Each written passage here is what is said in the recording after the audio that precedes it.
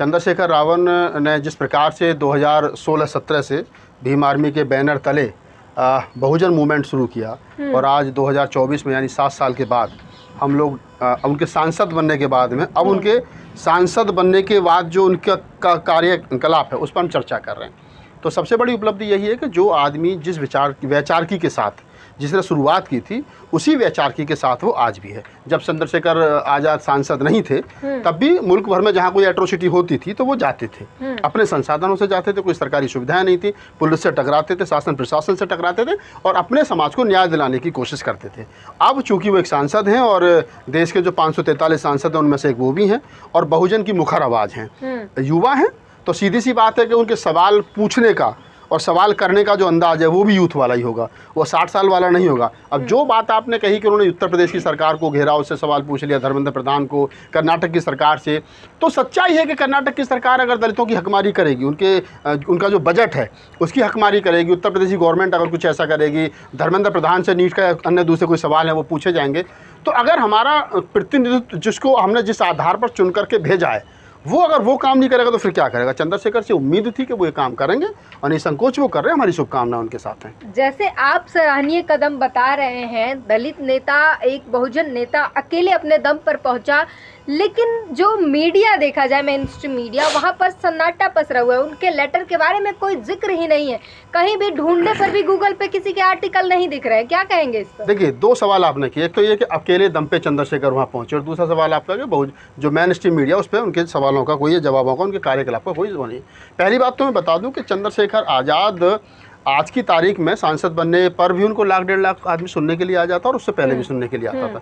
तो चंद्रशेखर अपने दम पर नहीं, समाज के दम पर, समाज की ताकत से, समाज के एफर्ट से वो वहाँ पर पहुँचे हैं और पूरे समाज ने पूरी ताकत लगाई थी। बसपा के हार का उतना दुख नहीं है जितना चंद्रशेखर की जीत की खुशी है। दूसरा, मैं आपके सवाल पर आता हूँ, जो आपने कहा कि मेन स्ट्रीम मीडिया में कहीं उन पर कोई जिक्र नहीं है। इस देश के अंदर, इस देश के बहुजन समाज के लोग, और बहुजन समाज के लोग क्यों, जो लोग सत्ता में नहीं हैं, जो लोग मोदी के साथ नहीं हैं, वो कोई भी हो, मेन स्ट्रीम मीडिया उसकी बात नहीं करेगा। और जो लोग मोदी के साथ हैं, चाहे वो दलित समाज से ही आने वाले, हाफ दलित कहता हूँ मैं तो चिराग पासवान को, क्योंकि उनकी मम्मी ब्राह्मण है, ठीक है, और यहाँ तक का अलावा भी वो पूरा मानते हैं चिराग पासवान, तो वो क्योंकि मोदी जी की कैबिनेट में मिनिस्टर हो, हनुमान जी हैं, मोदी सरकार के हनुमान हैं और दलित हैं, तो अगर वो छींक भी देंगे तो देखो पूरा आज तक और कल तक और परसों तक सारे वहीं खड़े मिलेंगे आपको। चंद्रशेखर रावण कुछ भी कर दे तो नहीं मिलेगा। कोई नहीं, वक्त रहते चीज़ें सुधरेंगी। हमें पता है कि एक दौर वो भी आएगा कि जो कारवां, जो सपना काशीराम ने, फूले ने, अम्बेडकर ने देखा था, वो दौर आएगा, उसमें चंद्रशेखर जैसे लोग स्थापित होंगे और फिर यही मेन स्ट्रीम मीडिया जिसको हम कह रहे हैं ये कहीं नज़र नहीं आएगा, नज़र आएगा तो फिर उनके हिसाब से नज़र आएगा। इसी में एक चीज़ जोड़ते हैं कि चंद्रशेखर जब ज़मीनी दौरे पर बहुत देखे जाते हैं, हम लोगों से बातचीत करते हैं, वहाँ पर किसी को सेल्फी लेते हुए डांटते हैं। वो खबर बड़ी चली थी कि देखिए कैसे सांसद बनते ही ठाठ बाट में आ गए और आम जनता को सेल्फी लेने से डांट के फटकार के भगा रहे हैं। अब जिन लोगों ने, देखिए, खबर को देखने और दिखाने के 2 तरीके हैं। हाँ। गिलास आधा खाली है तो जिनकी नज़र इसको है कि खाली है वो खाली के तरीके से देखेंगे। मेरे जैसा आदमी देखेगा कि गिलास आधा भरा है तो मैं देखूंगा कि नहीं, अपॉर्चुनिटी है, आधा भरा तो है। एक महिला जो अपने दुख है, उसकी जो पीड़ा है, वो चंद्रशेखर को सुना रही है। चंद्रशेखर भगत सिंह की मूर्ति पर माला चढ़ा करके नीचे उतरते हैं, पूरा हजूम है, एक महिला रोते हुए आती है और वो जो है कहीं ना कहीं अपना दुख सुनाने लगती है। तो सामने महिला खड़ी है और सामने जनता का प्रतिनिधित्व चंद्रशेखर खड़ा है। कोई आदमी महिला के कंधे पर रख के चंद्रशेखर के साथ सेल्फी लेना चाहे तो चंद्रशेखर के कोई भी आदमी जो महिला गरिमा की बात करता हो, जो महिला सम्मान की बात करता हो, वो चंद्रशेखर ने धमकाया। मेरे जैसा आदमी जो है वो हो सकता है ज़्यादा भी दिक्कत कर देता। तो ये सबसे बड़ी बात है कि आप इस बात को समझिए कि चंद्रशेखर ने जिस प्रकार से उसको धमकाया, ये नहीं कि वो क्या नाम है, सांसद बनने के बाद में उसने धमका दिया, एटीट्यूड आ गया।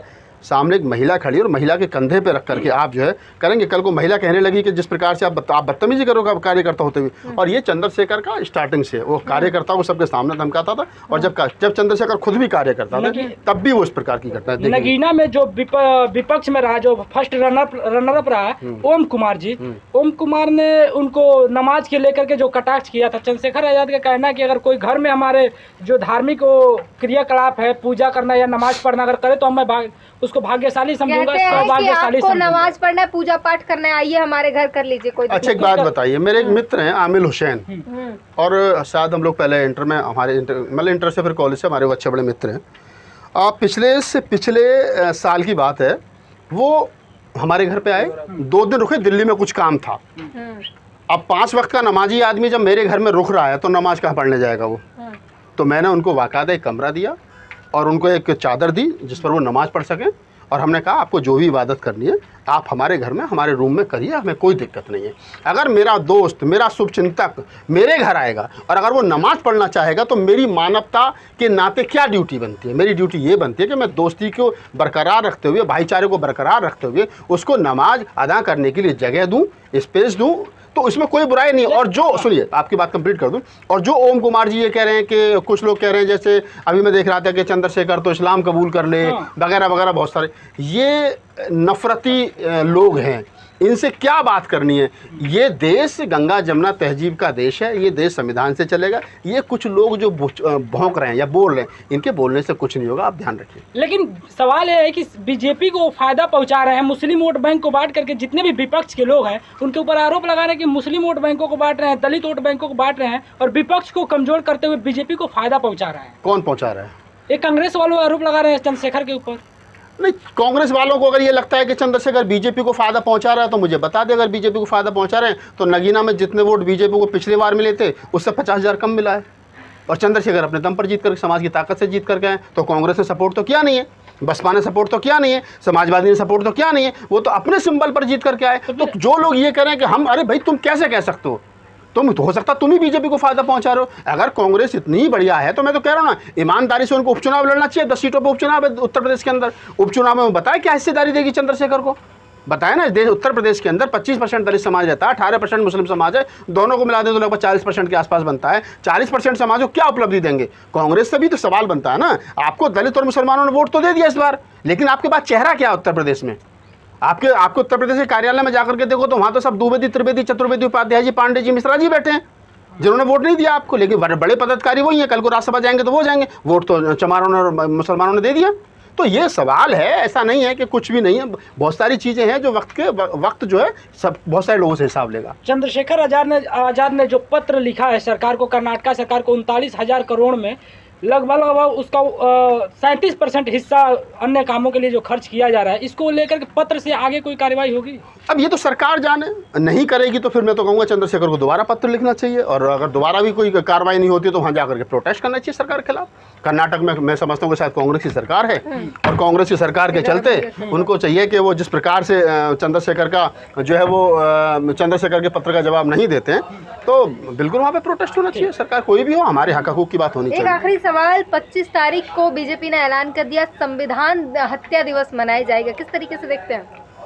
दरअसल ये वो लोग हैं जिनको हर तरीके से संविधान को ख़त्म करना है। मैं एक बात कह दूं कि जिन लोगों को 25 जून 1975 इमरजेंसी से दुखी होंगे वो होंगे। मैं समझता हूं कि जिनके लिए वो बुरा काल होगा, ब्लैक डे होगा, ब्लैक टाइम होगा, उनके लिए होगा। इमरजेंसी भारत के दलितों के लिए स्वर्णिम काल था, उनके लिए गोल्डन अपॉर्चुनिटी थी। पूरी इमरजेंसी के कार्यकाल में एक भी दलित नेता जेल नहीं गया, और स्पेशल राइड चला करके दलितों के हक हकूक की रक्षा की गई। और ये बड़ी बात मैं बता रहा हूँ आपको कि ऐसा नहीं है कि मैं कह रहा हूँ सवर्णों के लिए हो सकता है वो लोग जेल गए होंगे, बहुत सारी बात रही होंगी, लेकिन फिर भी दलितों के लिए वो समय अच्छा था, और दलितों के लिए वो समय अच्छा था, और जिसके चलते दलितों का उस समय कोई नुकसान नहीं हुआ। जो लोग ये कह रहे हैं कि संविधान हत्या दिवस मनाएंगे, ये सही मायने में संविधान की हत्या कर देने वाले लोग हैं, जो कांग्रेस को तो घसीट रहे हैं इसमें। लेकिन ये खुद वही लोग हैं जिन्होंने संविधान जलाया, ये खुद वही लोग हैं। प्रधानमंत्री के निजी सचिव वित्त समिति के सलाहकार विवेक दोबराय कहते हैं हम संविधान बदलेंगे, इनके आनंद कुमार हेगड़े जो मिनिस्टर है वो कहते हैं हम संविधान बदलेंगे, अयोध्या से बीजेपी के MP जो प्रत्याशी थे लल्लू सिंह जी वो कहते हैं हम संविधान बदलेंगे। तो ये खुद संविधान बदलने वाले बेचारे क्या संविधान की रक्षा करेंगे?